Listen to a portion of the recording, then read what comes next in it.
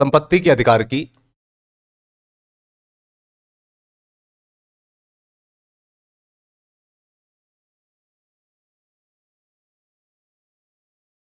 संपत्ति के अधिकार की मूल अधिकार से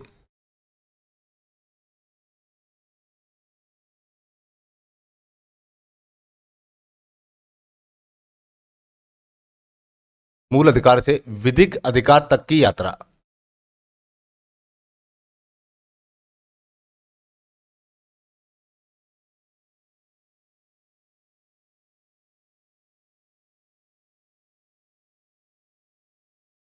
ये आज का हमारा टॉपिक है और इसी पर हम लोग थोड़ा सा विस्तार से बात करेंगे। देखो, संपत्ति के अधिकार को पहले तो हम ये देखें कि मूल संविधान में संपत्ति का जो अधिकार था उससे संबंधित क्या प्रावधान थे। पहला पॉइंट क्या आएगा आपका, मूल संविधान में प्रावधान।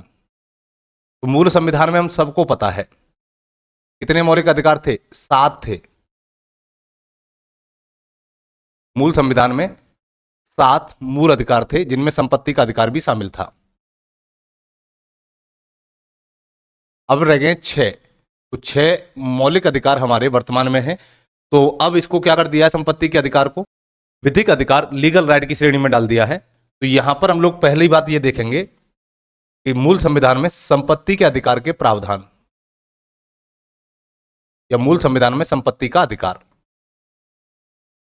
तो हमारे मूल संविधान में इसके लिए क्या प्रावधान किया गया था, पहले तो हम इस पर बात करेंगे। तो हमारे आर्टिकल 31 के अंतर्गत इसको और अनुच्छेद 19(1) च के अंतर्गत स्थान मिला हुआ था। तो पहले तो मैं अनुच्छेद 19(1) च पे बात कर लूं। अनुच्छेद 19(1) च क्या प्रावधान करता है? अनुच्छेद 19(1) च या एफ, इसमें हमें एक स्वतंत्रता दी गई थी संपत्ति के अधिकार को लेकर के कि सभी नागरिक संपत्ति का क्रय विक्रय कर सकते हैं या सभी नागरिकों को संपत्ति के क्रय विक्रय का अधिकार है। सभी नागरिकों को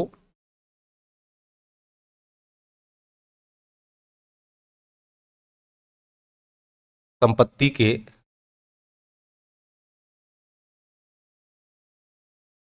क्रय विक्रय का अधिकार।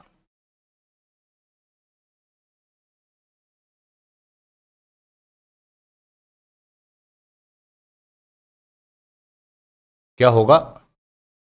क्रय विक्रय का अधिकार होगा। क्रय विक्रय का मतलब है कि कोई भी नागरिक जो भारत का नागरिक है, क्योंकि अनुच्छेद 19 जो है वो मूल रूप से भारतीय नागरिकों को दिया गया था और इसके अंतर्गत ये प्रावधान किया गया था कि अनुच्छेद 19(1) च ये प्रावधान करता है कि भारत का कोई भी नागरिक कहीं भी क्या कर सकता है, संपत्ति खरीद सकता है, कहीं भी संपत्ति बेच सकता है। तो ये अधिकार इसके अंतर्गत दिया गया। इसके बाद में संपत्ति का जो अधिकार था ये हमारा अनुच्छेद 31 में निहित था। इसमें निहित था अनुच्छेद 31। और अनुच्छेद 31 में आपके 2 सब आर्टिकल्स दे रखे हैं, अनुच्छेद 31(1)(a) और अनुच्छेद 31(2). तो दोनों आर्टिकल की अपनी क्या परिभाषा है उसे समझते हैं। अनुच्छेद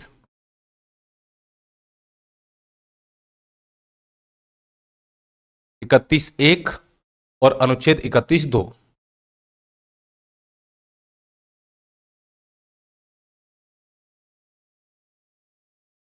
अनुच्छेद 31(1) में लिखा हुआ है कि व्यक्तियों को संपत्ति के अधिकार से विधि के प्राधिकार से ही वंचित किया जाएगा। व्यक्तियों को या नागरिकों को संपत्ति के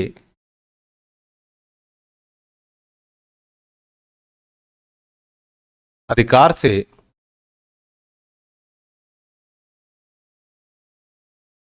विधि के प्राधिकार द्वारा ही, विधि के प्राधिकार का मतलब ऑथराइजेशन, प्राधिकार द्वारा ही वंचित किया जाएगा, अन्यथा नहीं। तो ये तो हो गया आर्टिकल 31(1) की भाषा। अब आर्टिकल 31(2) में क्या लिखा है? तो आर्टिकल 31(2) में लिखा है कि राज्य के द्वारा संपत्ति का अधिग्रहण सार्वजनिक उद्देश्य के लिए किया जाएगा। राज्य के द्वारा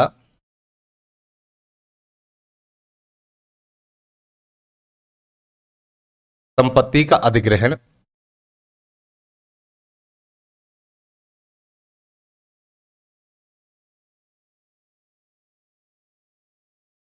सार्वजनिक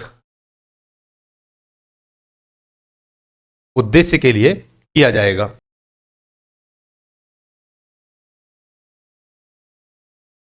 सार्वजनिक उद्देश्य के लिए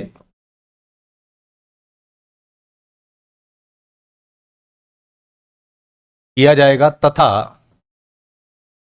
राज्य जिनकी संपत्ति का अर्जन करेगा या जिनकी संपत्ति का अधिग्रहण करेगा उनको मुआवजा या क्षतिपूर्ति प्रदान करेगा तथा राज्य द्वारा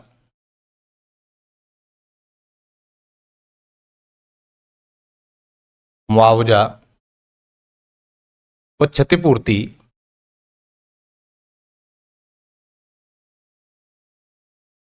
प्रदान की जाएगी। ये तो हो गई वो बात जो हमारे इन दोनों आर्टिकल्स में निहित थी, ना कि अब है। अनुच्छेद संपत्ति का जो अधिकार है मूल संविधान में, इसका जहां जहां भी प्रावधान था वो दोनों आर्टिकल आपके यहां सामने आ गए। पहला 19(1) जो इसलिए इंपॉर्टेंट है क्योंकि वो नागरिकों को यह स्वतंत्रता प्रदान करता है, ये अधिकार प्रदान करता है कि अगर भारतीय नागरिक चाहें तो अपनी संपत्ति का क्रय कर सकते हैं, अपनी संपत्ति को बेच सकते हैं, विक्रय कर सकते हैं। तो खरीदना बेचना ये क्या था, हमारी 19(1) में हमारा अधिकार था। दूसरा 31 के अंतर्गत व्यक्तियों को संपत्ति के अधिकार से सिर्फ ऑथराइजेशन यानी कि विधि के प्राधिकार से ही वंचित किया जाएगा, अन्यथा नहीं किया जाएगा। और यदि राज्य ऐसा करता भी है कि भाई सार्वजनिक उद्देश्य के लिए या सार्वजनिक हित के लिए किसी संपत्ति का अधिग्रहण करता है तो राज्य उसको मुआवजा और क्षतिपूर्ति प्रदान करेगा। अब बात आती है संपत्ति के अधिकार के विवादों में आने के पीछे के क्या कारण थे। तो संपत्ति का अधिकार विवादों में इसलिए आया क्योंकि भाग 4 में हमारे क्या दिए गए हैं, आधारभूत तत्व दिए गए हैं जिन्हें हम लोग डीपीएसपी बोलते हैं। और डीपीएसपी में यह प्रावधान किया गया है कि आर्टिकल 39(b) और 39(c) के तहत कि भौतिक संसाधनों का स्वामित्व और नियंत्रण इस प्रकार से सुनिश्चित किया जाएगा ताकि समुदाय की भलाई की जा सके। और अनुच्छेद 39(c) देश की अर्थव्यवस्था का संचालन इस प्रकार किया जाएगा ताकि धन और उत्पादन के साधन अलाभकारी हाथों में केंद्रित ना हो सके। तो संसद ने क्या किया कि अनुच्छेद 39(b) और 39(c) में जितने भी समाजवादी प्रावधान थे इनको लागू करने के लिए पहला संविधान संशोधन किया 1951 में। और उस संविधान संशोधन की सहायता से अनुच्छेद 31(1)(a) और अनुच्छेद 31(b) जोड़ दिया। अब अनुच्छेद 31(a) में क्या है और अनुच्छेद 31(b) में क्या है। तो अनुच्छेद 31(a) में दिया गया है कि जमीन, रियासत, व्यवसाय और खान से संबंधित संपत्ति के अधिकार को सीमित किया गया। दूसरा अनुच्छेद 31(b) के तहत क्या हुआ कि इसी संविधान संशोधन की सहायता से 9वीं अनुसूची जोड़ी गई और 9वीं अनुसूची में प्रावधान किया कि न्यायिक पुनरावलोकन संपत्ति के अधिकार के लिए नहीं किया जाएगा। और भारतीय संसद के द्वारा भूमि सुधार से संबंधित कानूनों को 9वीं अनुसूची में रखा गया। अब धीरे धीरे क्या हुआ कि पहले संविधान संशोधन को सुप्रीम कोर्ट में जाकर के चुनौती दी जाती है। और चुनौती सबसे पहले दी जाती है शंकरी प्रसाद बनाम भारत संघ मामले में, जहां सर्वोच्च न्यायालय ने पहले संविधान संशोधन को संवैधानिक मान लिया। इसके बाद में फिर अगला जो केस आता है वो आता है आपका कौन सा, बेला बनर्जी वाद। तो बेला बनर्जी वाद में क्या होता है कि सुप्रीम कोर्ट कहता है कि राज्य के द्वारा दिया जाने वाला मुआवजा मनमाना या स्वेच्छाचारी नहीं होना चाहिए, अपितु तार्किक या उचित होना चाहिए। फिर इसके जस्ट अगला ही जो कदम उठता है वो उठता है आपका संसद के द्वारा चौथा संविधान संशोधन 1955। तो चौथे संविधान संशोधन 1955 में प्रावधान किया गया कि मुआवजा या क्षतिपूर्ति राज्य के द्वारा निर्धारित किया जाएगा और न्यायपालिका इसमें किसी भी प्रकार का हस्तक्षेप नहीं करेगी। धीरे धीरे ये मामला उठता गया। फिर इंदिरा गांधी सरकार के द्वारा संपत्ति के अधिकार को सीमित करने का भी प्रयास किया गया। उसके बाद में 1971 में आपका 25वां संविधान संशोधन होता है और 25वें संविधान संशोधन के तहत अनुच्छेद 31(c) जोड़ दिया गया।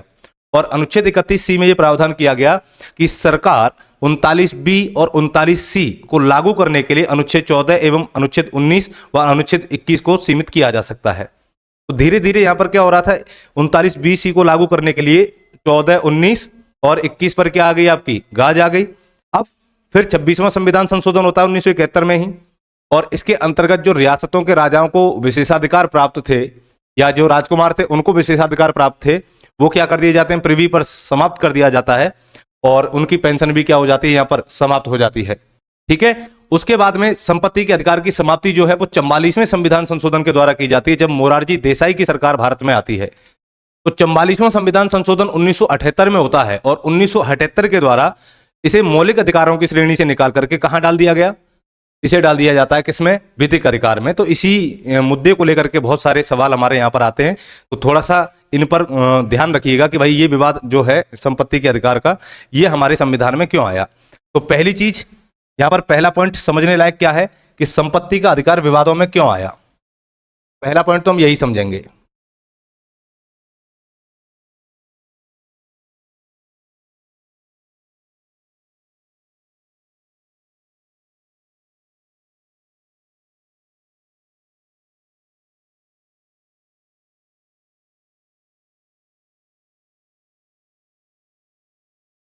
देखो, संपत्ति का अधिकार विवादों में आने का सबसे बड़ा कारण था भाग 4, और भाग 4 में दे रखे हैं राज्य के नीति निर्देशक सिद्धांत या राज्य के नीति निर्देशक तत्व।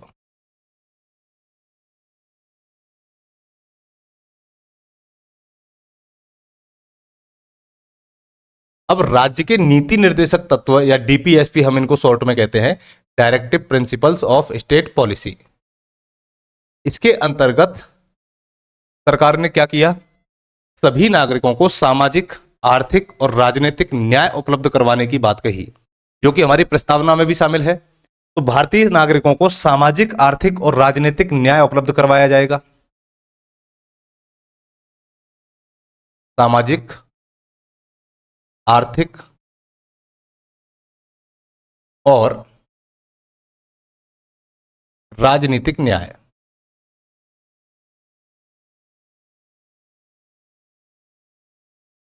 इसकी बात इसके अंतर्गत की गई।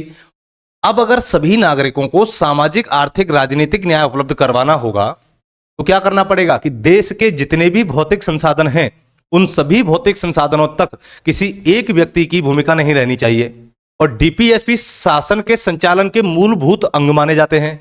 क्या माने जाते हैं? ये शासन संचालन के मूलभूत अंग।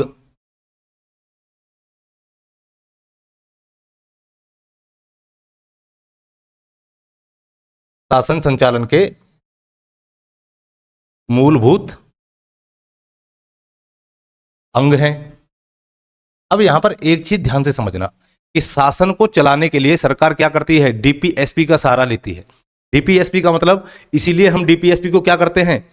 लागू करने के लिए सरकार विधि का निर्माण करती है। तो इनको लागू करने के लिए जब सरकार विधि का निर्माण करेगी तो कहीं ना कहीं टकराहट की स्थिति जरूर पैदा होगी, और सभी लोगों को, यानी कि जो हमारी राज्य व्यवस्था के उद्देश्य थे, सामाजिक, आर्थिक और राजनीतिक न्याय, इनको उपलब्ध करवाने के लिए सरकार ने क्या किया? बहुत सारे प्रावधान हमारे संविधान में किए, जिनमें पहला प्रावधान था अनुच्छेद 39 बी और अनुच्छेद 39 सी। इसके विवाद का कारण जो है वो एक ही अनुच्छेद है, अनुच्छेद 39। इसको हम लोग दो आर्टिकल्स में तोड़ के पढ़ेंगे, अनुच्छेद 39 ए और अनुच्छेद 39 बी।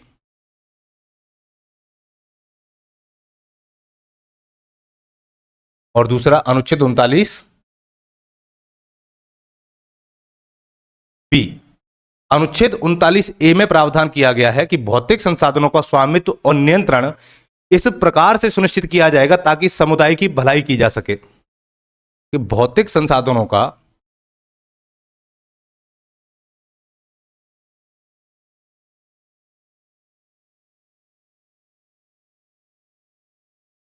नियंत्रण, स्वामित्व और नियंत्रण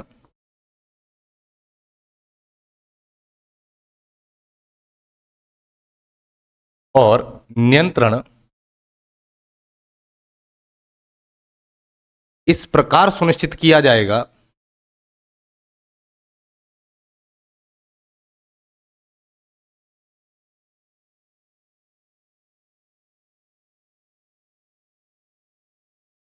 या इस प्रकार किया जाएगा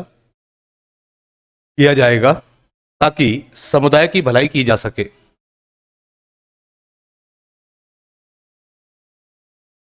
ताकि समुदाय की भलाई की जा सके। ये तो आर्टिकल 39 ए जो कि डीपीएसपी है, और राज्य इनको लागू करने के लिए क्या करता है, अपनी नीतियों में और अपने कानूनों में, अपनी विधि में इनका सहारा लेता है। और दूसरा है अनुच्छेद 39 बी। इसमें लिखा गया है कि राज्य देश की अर्थव्यवस्था का संचालन इस प्रकार किया जाएगा ताकि धन और उत्पादन के साधन अलाभकारी हाथों में केंद्रित ना हो। तो देश की अर्थव्यवस्था का संचालन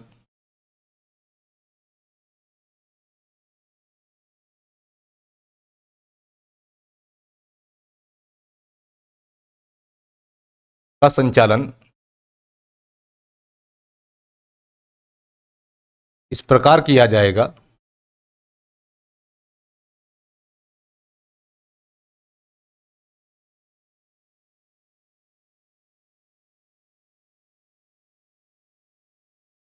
ताकि धन और उत्पादन के साधन अलाभकारी हाथों में केंद्रित न हो सके।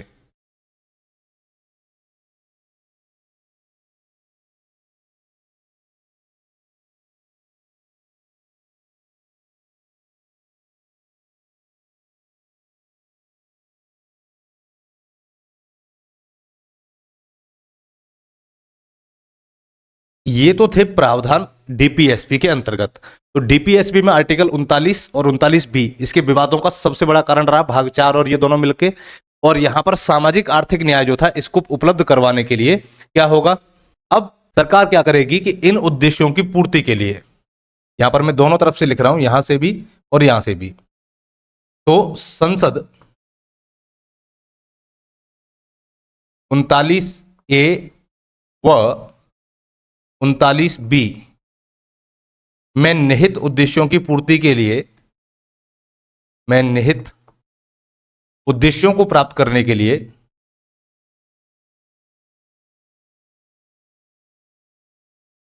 की प्राप्ति के लिए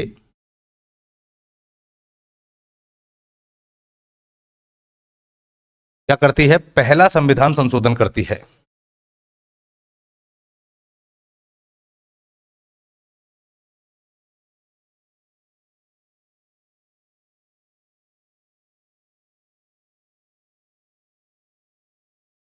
उन्नीस सौ इक्यावन किया जाता है।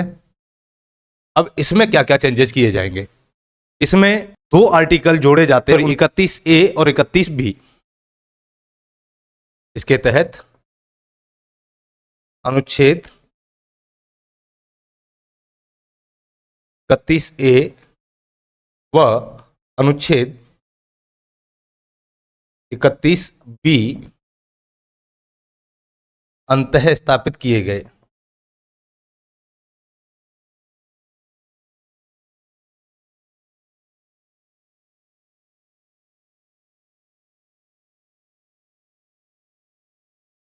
अब इन दोनों आर्टिकल्स में क्या क्या प्रावधान थे, थोड़ा सा उनको समझते हैं। कहानी आपको पूरी समझ में आ रही होगी कि आर्टिकल 31 का जो इतिहास रहा अपने आप में, वो टकराहट का पहला कारण क्या था, और इधर जो हमने देखा वो इसके प्रावधान थे कि भाई मूल संविधान में आर्टिकल 31 को लेकर के क्या क्या प्रावधान किए गए थे। ये रीजन समझ लिया, रीजन के बाद में जो परिणाम हुआ, रीजन के बाद पहला संविधान संशोधन। इससे पहले ऐसा नहीं है कि सरकार ने बिना कोई विधि बनाए या बिना कोई कानून बनाए प्रावधान करने की कोशिश नहीं की होगी या बदलाव लाने का प्रयास नहीं किया होगा। तो पहला प्रयास विनोबा भावे के नेतृत्व में किया जाता है भूदान आंदोलन के रूप में। लेकिन जब भौतिक संसाधनों पर या जितनी भी जमीनें थी उन पर एक वर्ग विशेष का अधिकार था, उन लोगों ने लोगों को भूमि दान में देना उचित नहीं समझा, तो सरकार को क्या करना पड़ा, जबरन ये कानून लेके आना पड़ा। तो 31 ए और 31 बी, अब हम इनको समझते हैं थोड़ा सा। अनुच्छेद 31 ए, इसमें क्या प्रावधान किया गया है, तो देखिए इसके अंतर्गत पहला प्रावधान यह किया गया है कि जमीन, रियासतें, व्यवसाय, खान से संबंधित जमीन,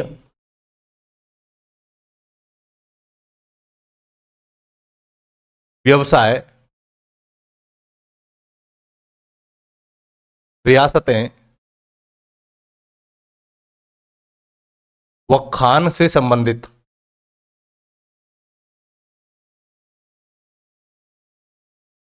खान से संबंधित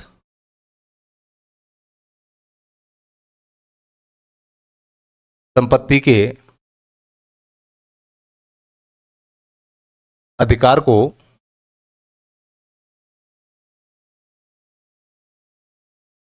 सीमित किया गया। एक तो ये, दूसरा आर्टिकल कौन सा जोड़ा था? अनुच्छेद 31 बी। अनुच्छेद 31 बी। और अनुच्छेद 31 बी में प्रावधान किया गया, नौवीं अनुसूची में शामिल विधियों का, नौवीं अनुसूची में शामिल विधियों का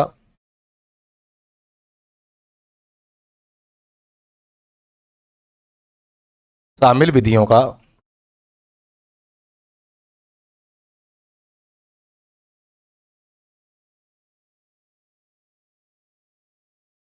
न्यायिक पुनरावलोकन नहीं किया जाएगा।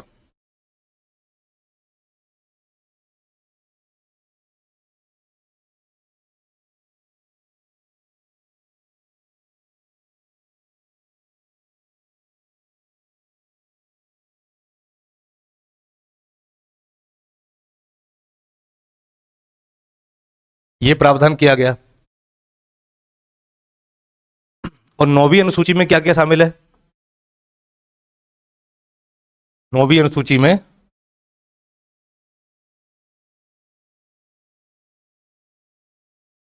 ये भूमि सुधार से संबंधित जितने भी कानून थे आपके, वो सब इसमें शामिल किए गए।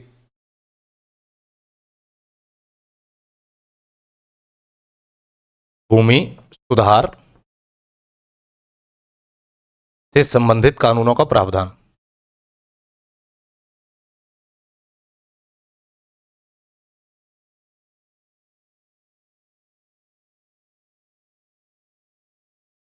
और ये अनुसूची आपकी पहले संविधान संशोधन के द्वारा जोड़ी गई थी।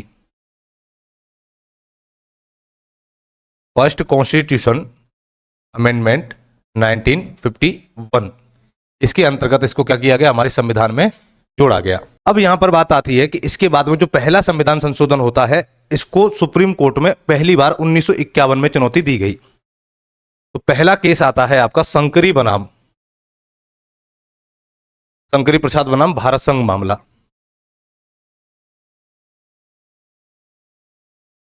शंकरी प्रसाद बनाम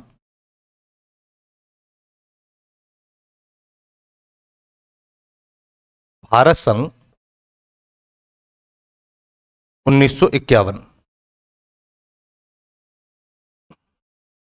इस केस के अंतर्गत पहली बार सर्वोच्च न्यायालय ने क्या कहा कि पहला संविधान संशोधन संवैधानिक है, ना कि असंवैधानिक। तो सर्वोच्च न्यायालय ने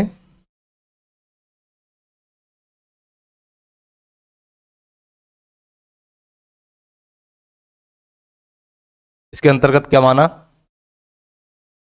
कि प्रथम संविधान संशोधन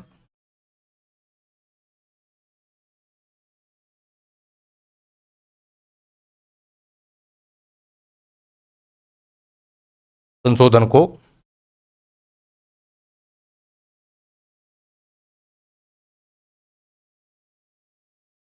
संवैधानिक माना।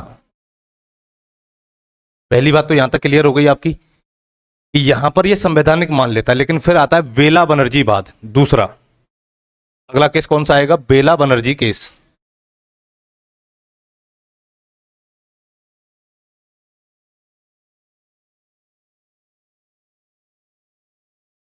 इस बेला बनर्जी बाद में सुप्रीम कोर्ट की जो भूमिका रहती है, वो कहता है कि राज्य के द्वारा दिया जाने वाला मुआवजा मनमाना या स्वेच्छाचारी नहीं होना चाहिए, अपितु तार्किक या उचित होना चाहिए। क्या बोला इसमें? कि राज्य के द्वारा दिया जाने वाला मुआवजा, सर्वोच्च न्यायालय का डिसीजन देख लेते हैं। क्या कहा यहां पर सर्वोच्च न्यायालय ने इस केस में? कि राज्य के द्वारा दिया जाने वाला मुआवजा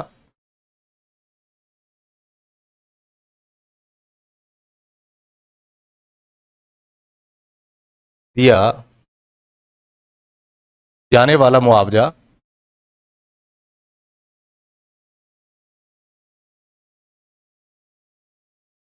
मनमाना नहीं होना चाहिए, मनमाना नहीं होना चाहिए, बल्कि तार्किक व उचित होना चाहिए।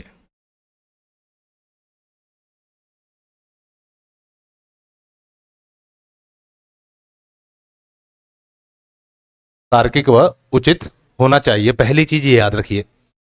अब जैसे ही सुप्रीम कोर्ट ने ये डिसीजन दिया, संसद फिर से एक्टिव हो जाती है और संसद में फिर से जोश आता है, तो संसद करती है चौथा संविधान संशोधन 1955।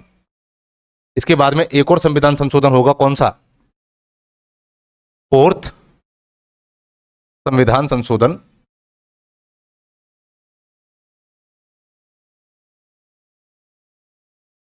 1955। देखिए सुप्रीम कोर्ट में और संसद में कहां कहां टकराहट होगी।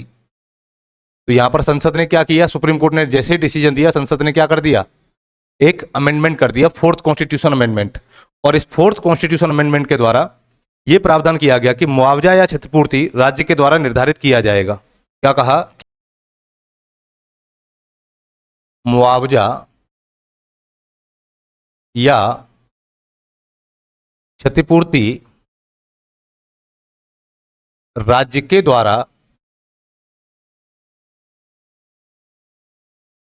निर्धारित किया जाएगा।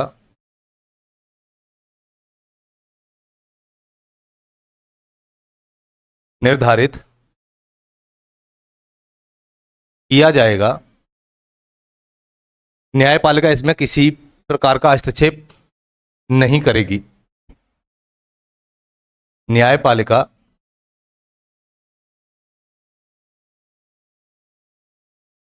इसमें किसी प्रकार का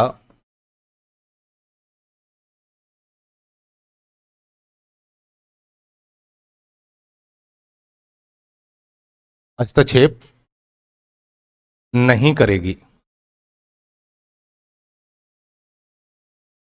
बस ये चौथे संविधान संशोधन के द्वारा संसद ने क्या कर दिया, इस पर एक बैन नहीं कह सकते, लेकिन अपने आप को एक ये अधिकार दे दिया कि संसद जो है वो क्या करेगी, राज्य क्या करेगा, मुआवजा तय करेगा। और इस मुआवजे में जुडिशियल सिस्टम, न्यायपालिका कोई भी हस्तक्षेप नहीं कर सकती।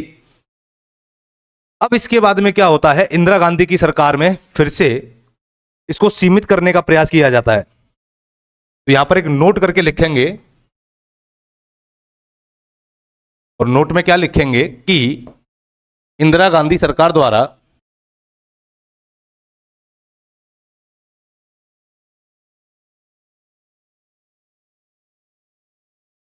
इंदिरा गांधी सरकार द्वारा संपत्ति के अधिकार को, संपत्ति के अधिकार को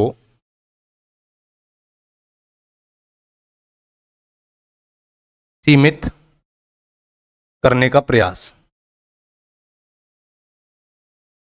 तो इंदिरा गांधी ने कौन कौन से ऐसे चेंजेस किए थे या कौन कौन से ऐसे संविधान संशोधन किए थे जिनसे इसको सीमित करने का प्रयास किया गया?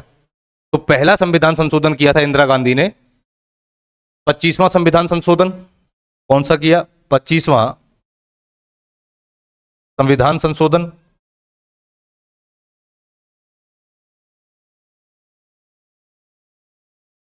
और 25वां संविधान संशोधन किया गया था आपका 1971 में।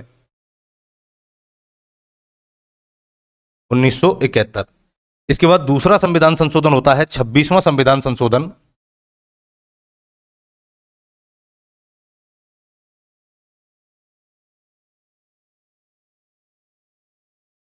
और 26वां संविधान संशोधन भी कब किया गया? 1971 में। अब इन दोनों संविधान संशोधन के माध्यम से इंदिरा गांधी ने ऐसे क्या क्या चेंजेस किए? अब सबसे बड़ा जो चेंज माना जाता है इसमें, वो माना जाता है बेटा प्रिवी पर्स एक्ट का समाप्त होना, जो 26वें संविधान संशोधन के द्वारा हुआ था। अगर हम लोगों को याद हो कि रियासती मंत्रालय के द्वारा भारत में लगभग 560 से अधिक रियासतों का एकीकरण किया गया था। उन रियासतों के एकीकरण में राजा महाराजाओं के साथ में एक एक्ट हुआ पारित, जिसे हम प्रिवी पर्स कहते हैं। और उस प्रीवी पर्स के माध्यम से सभी राजाओं को, महाराजाओं को, राजकुमारों को पेंशन देना निर्धारित किया गया। अब इंदिरा गांधी की जब सरकार आती है 1971 में, तो वो क्या करती है कि प्रीवी पर्स को समाप्त कर देती है, जिससे उनको मिलने वाली पेंशन भी क्या हो जाती है, समाप्त हो जाती है। लेकिन इससे पहले जो 71वां संविधान संशोधन होता है, 25वां संविधान संशोधन होता है 1971 में, उसके तहत अनुच्छेद 31C जोड़ दिया जाता है। और अनुच्छेद 31C में यह प्रावधान किया जाता है कि राज्य 39B और 39C को लागू करने के लिए अनुच्छेद 14, अनुच्छेद 19 और अनुच्छेद 21 को सीमित कर सकता है। तो चलिए सबसे पहले समझते हैं 25वां संविधान संशोधन। तो पहला संविधान संशोधन कौन सा होता है आपका, 25वां संविधान संशोधन। और 25वें संविधान संशोधन के माध्यम से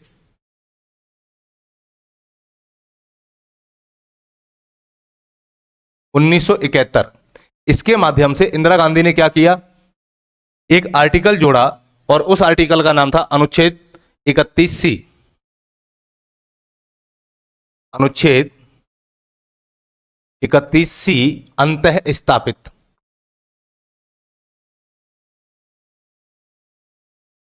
अभी तक अनुच्छेद 31B, ये देखिए यहां पर पीछे की तरफ आते हैं थोड़ा सा, अनुच्छेद 31A और अनुच्छेद 31B ये पहले संविधान संशोधन के द्वारा जुड़ गए थे, और यहां पर अनुच्छेद 31C किसके द्वारा जोड़ा गया, 25वें संविधान संशोधन के द्वारा। तो 25वें संविधान संशोधन में क्या क्या प्रावधान किया,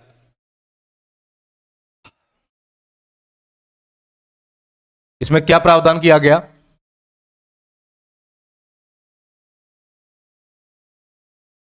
इसमें प्रावधान किया जाता है कि राज्य अनुच्छेद 39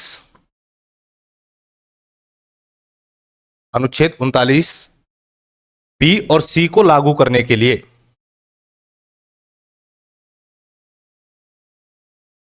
वह अनुच्छेद 39C को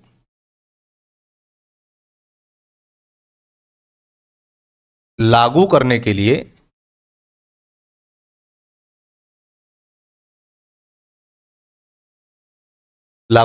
लिए अनुच्छेद 14, 19 व 31 को सीमित कर सकता है।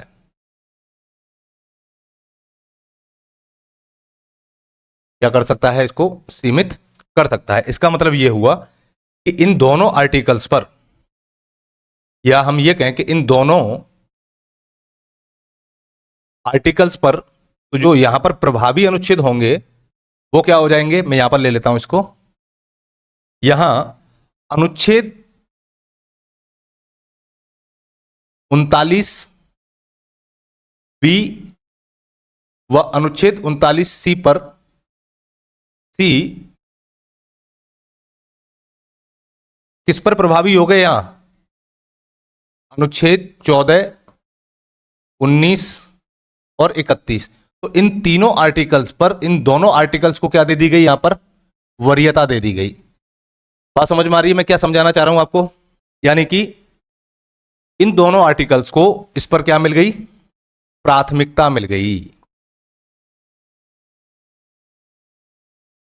और यह प्राथमिकता प्रदान कौन से संविधान संशोधन के द्वारा होती है, 25th कॉन्स्टिट्यूशन अमेंडमेंट 1971। इसको शॉर्ट में ऐसे भी समझ सकते हैं। फिर आता है आपका 26वां संविधान संशोधन। दूसरा अमेंडमेंट कौन सा होता है, 26वां संविधान संशोधन। और 26वें संविधान संशोधन को भी इंदिरा गांधी ने किया था 1971 में ही। इस संविधान संशोधन के तहत क्या प्रावधान किया गया, प्रिवी पर्स को समाप्त किया गया। इसकी समाप्ति हुई, प्रिवी पर्स की समाप्ति। इसके अंतर्गत राजा महाराजाओं को मिलने वाली पेंशन भी क्या हो गई, राजा महाराजाओं को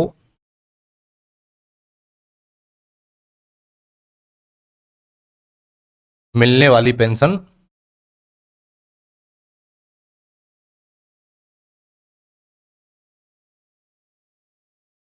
पेंशन क्या हो जाती है, समाप्त हो जाती है। तो ये तो था इंदिरा गांधी के द्वारा किया गया प्रयास। अब इसकी समाप्ति किसके द्वारा होती है, यहां लिखेंगे अब मेन पॉइंट, संपत्ति के अधिकार की समाप्ति।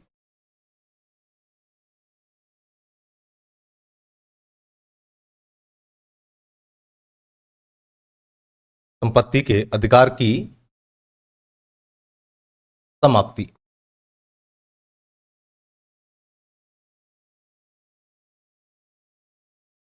संपत्ति का अधिकार समाप्त होता है 44वें संविधान संशोधन के द्वारा।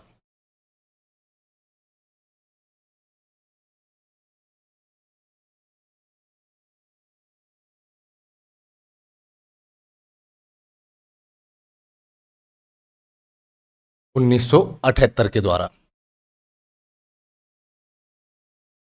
और इस समय सरकार किसकी थी, जनता पार्टी की सरकार द्वारा।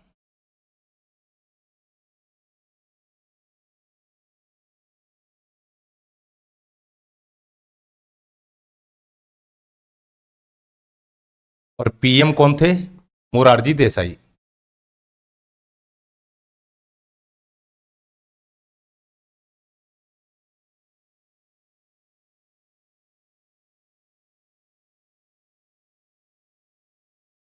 इस संविधान संशोधन के तहत क्या कर दिया गया, अब संपत्ति का अधिकार क्या बन जाएगा, यहां पर एक पॉइंट लिख देता हूं, इस संशोधन के द्वारा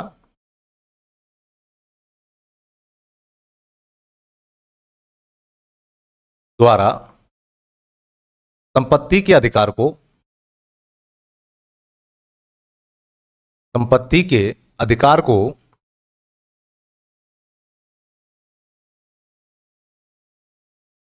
विधिक अधिकार बना दिया गया।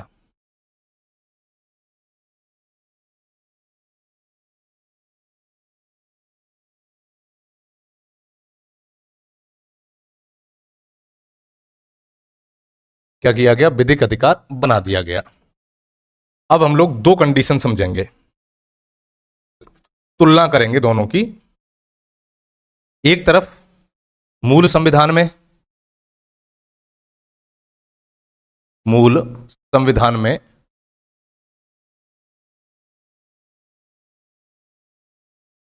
और दूसरी तरफ वर्तमान प्रावधान, वर्तमान में प्रावधान।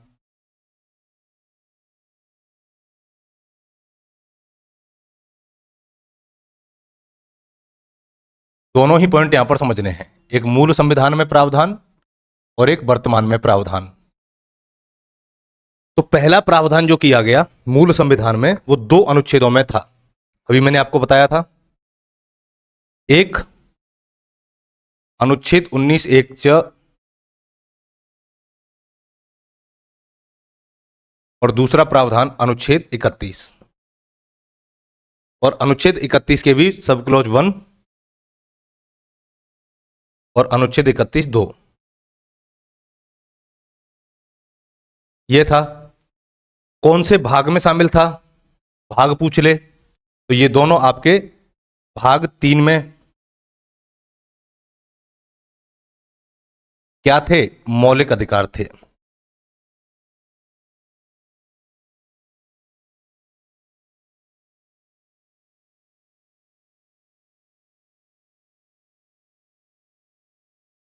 और वर्तमान में क्या हो गया, अब ये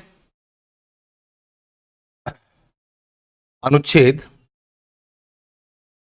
300(a) या 300 में शामिल कर दिया गया है।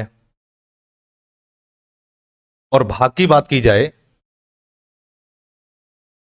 तो भाग 12 में,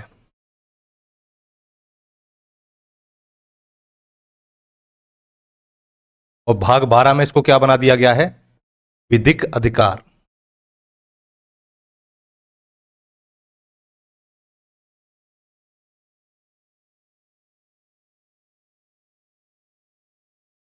या लीगल राइट।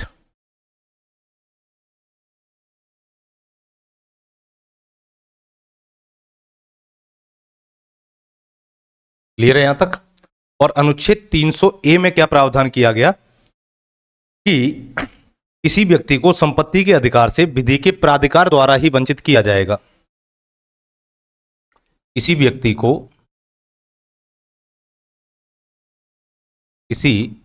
को संपत्ति के अधिकार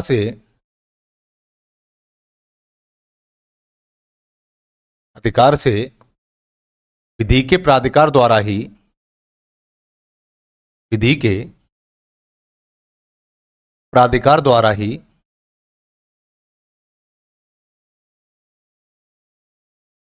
वंचित किया जाएगा,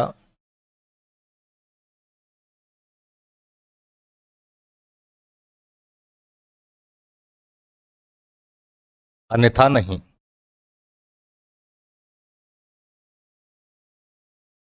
ये इसकी भाषा है, ये पॉइंट भी आपको यहां पर याद रखना है। तो ये था आपका संपत्ति का अधिकार, जिसकी मूल भाषा ये थी। तो संपत्ति के अधिकार की क्या कहानी रही है पूरी की पूरी, ये पूरी कहानी हमने इसकी विकास यात्रा इन कहानी के माध्यम से समझी। तो इसको थोड़ा सा याद रखिएगा कि मौलिक संविधान में या मूल संविधान में क्या क्या प्रावधान थे, फिर बाद में विवादों में क्यों आया, विवादों में आने के बाद कौन कौन से केसेज आए, कौन कौन से आर्टिकल्स जोड़े गए, और आर्टिकल जोड़ने के बाद में वर्तमान में इसकी क्या स्थिति है, वो सारे पॉइंट इसमें कवर हो गए। उम्मीद करता हूं कि आर्टिकल 31 आपको पूरा समझ में आ गया होगा। अब अगली क्लास जो होगी आपकी वो अनुच्छेद 32 की होगी, संवैधानिक उपचारों के अधिकार की होगी। तो 2-3 क्लास और बची हैं आपकी मौलिक अधिकारों की, फिर हमारे फंडामेंटल राइट्स क्या हो जाएंगे, समाप्त हो जाएंगे। तो चलिए मिलते हैं अगली क्लास में, तब तक के लिए आप मस्त रहिए, व्यस्त रहिए। थैंक यू, धन्यवाद।